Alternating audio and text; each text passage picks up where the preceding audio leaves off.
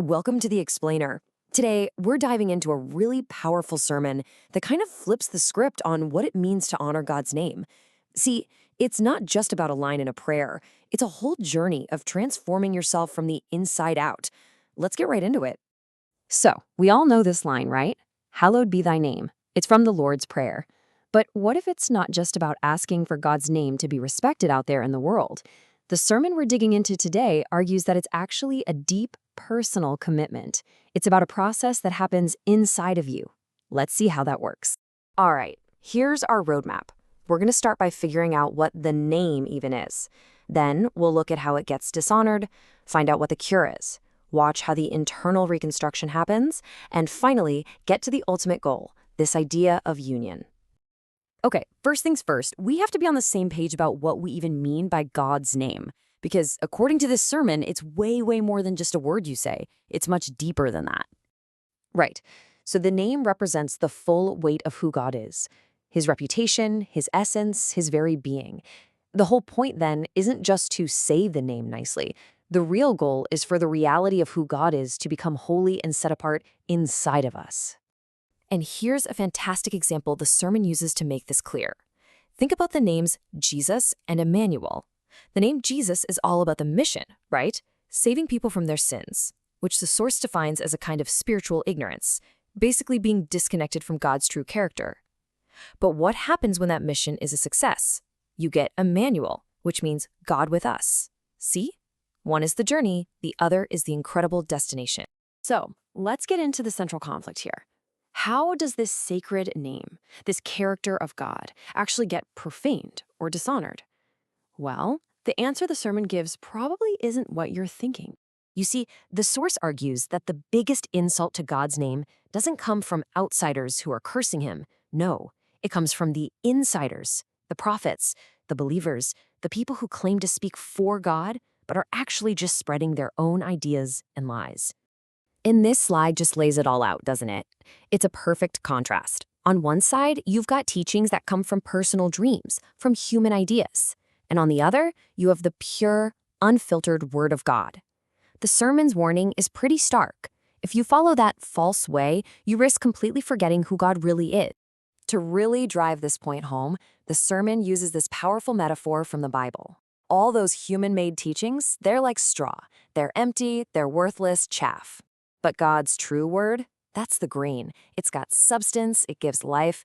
There's just no comparison between the two. Okay, so if the problem is this corruption of the message coming from within, then what's the solution? The sermon is crystal clear on this. The only thing that can purify us is the word itself. Now this is really interesting. The speaker brings up this specific Greek term, epignosis.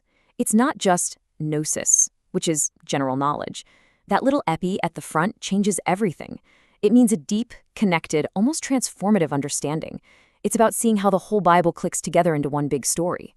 And that difference is huge, because one kind of knowledge just fills your head with facts, but epignosis is what actually changes and purifies you. Exactly. This epignosis is what does the cleaning. The sermon explains that the pure truth of the word is like water. It washes away all the grime and filth of those false ideas and human-centric dreams, and it makes you clean from the inside out. But getting clean on the inside, well, that's just the first step. It's preparing you for something even more incredible, the complete transformation of your inner self. This is pretty mind-blowing. The sermon explains that your heart, your mind, your inner being is meant to become the most sacred space you can imagine. It's meant to become the Holy of Holies from the temple, the inner sanctum where God's name, his actual presence, can live.